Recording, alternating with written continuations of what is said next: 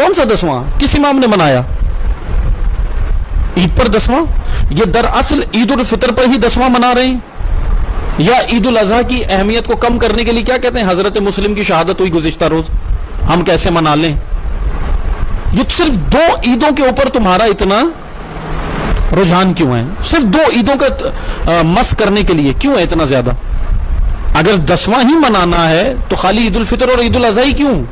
10वां ही मनाना है तो ईद गदीर वाले दिन हजरत मुस्लिम का या इमाम बाकिर का भी 10वां मनाएं, अगर 10वां मनाना है।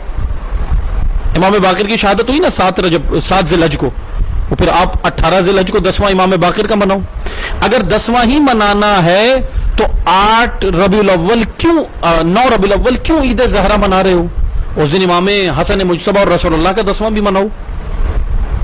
10वां मनाना है।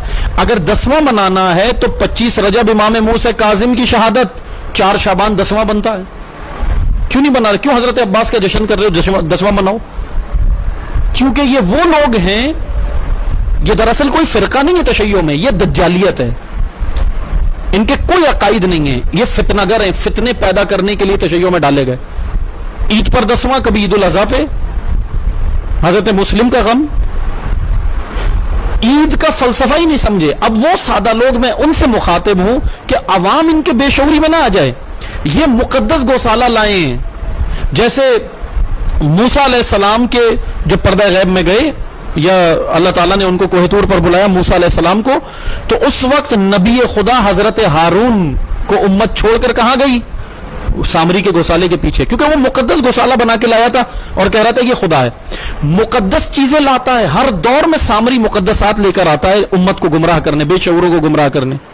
आज का सामरी आया है तशय्यो के अंदर ये मुकद्दस चीज लेकर के ईद पर अब ये खुराफात डालते हैं, बिदतें डालते हैं, और सादे लोग क्या जवाब देते हैं जब उनको बोलो कि भाई ये 10वां क्यों कर रहे हैं, ईद पर मातम कर रहे हैं, ईद पर आजादारी कर रहे हैं, तो क्या कहते हैं? करने दो, मौला की आजादारी है, कोई गलत काम नहीं है। इसको क्या कहते हैं? आप क्या कहेंगे? बिदत हसना, कि अच्छी बिदतें तो डालने दो। इस्लाम में बिदत हसना भी डालना जायज नहीं है। ये सादा लोग हैं, ये आकर गुमराह करते हैं कि जी ये हम तो मातम ही तो कर रहे हैं, हम किसी को क्या कह रहे हैं ना। ईद के दिन आइम्मा ने जो किया वो करो। तुम ये कौन सा दीन ले आए कि ईद के दिन जो है मातम शुरू कर दिया, ईद के दिन अज़ा शुरू कर दी, और जो इसके खिलाफ बोले वो अज़ा का दुश्मन हो गया। तुम अज़ा के तरफदार हो, और जो तुम्हें इन सारी बिदतों को रोकने के लिए जो इक़दामात करे वो अज़ा का दुश्मन है, वो अज़ादारी का दुश्मन है। इस तरह ये प्रोपगंडा करते हैं, इस तरह ये सुन्नत मुआविया पे चल रहे हैं, चूंकि प्रोपगंडा करना मुआविया की सुन्नत है, अली की सुन्नत नहीं है। अज़ीज़ान मोहतरम, बस मैं ये अर्ज करूंगा, इन पर तवज्जो करें। ईद उल फितर और ईद उल अज़हा या ईदैन उम्मत के इज्तिमा और उम्मत की ताकत के रोज हैं। रोज़े जुमा उम्मत की ताकत का रोज है।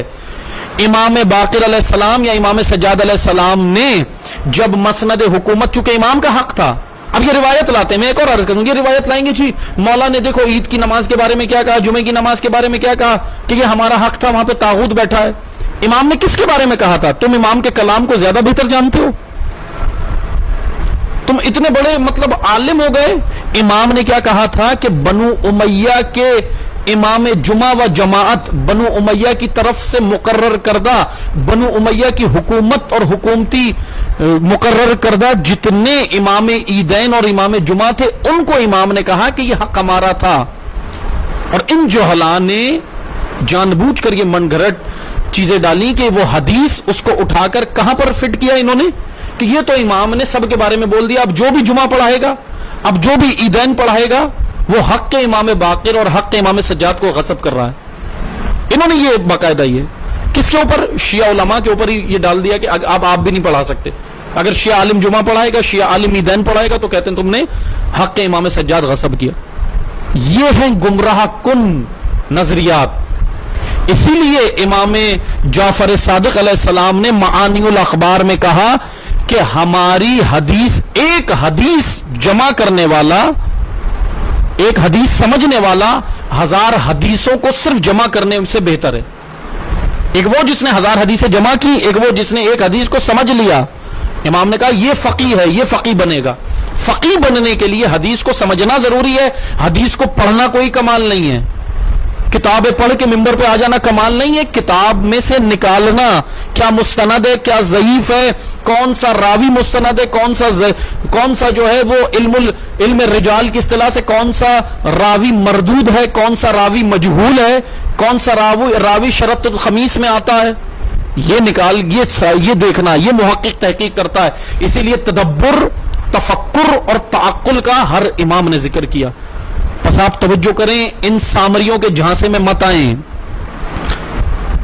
عید الفطر کی اہمیت ہے, اپنی عید الفطر منائیں, عید الاضحیٰ منائیں جس طرح ائمہ نے بنائی, ہمارے امام نے بنائی.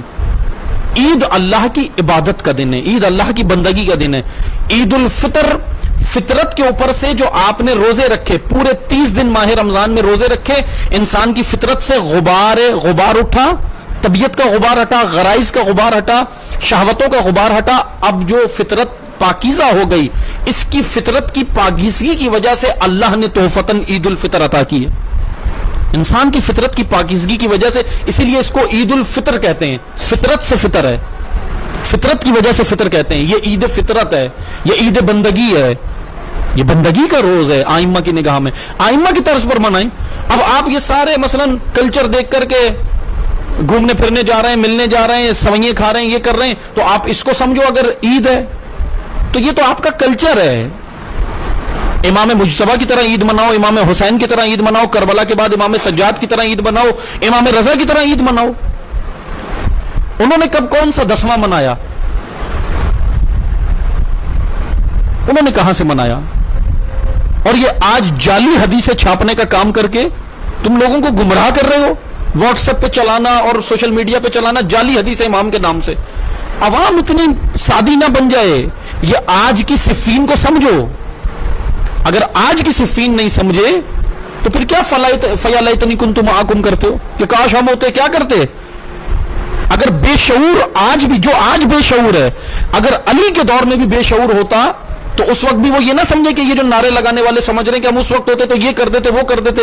تم اس وقت بھی ہوتے تو تم بھی علی کے اوپر تلوار لے کے کھڑے ہوتے اور کہتے مالک اشتر کو واپس بلاؤ صفین میں, کیونکہ بے شعوری دشمن ہے.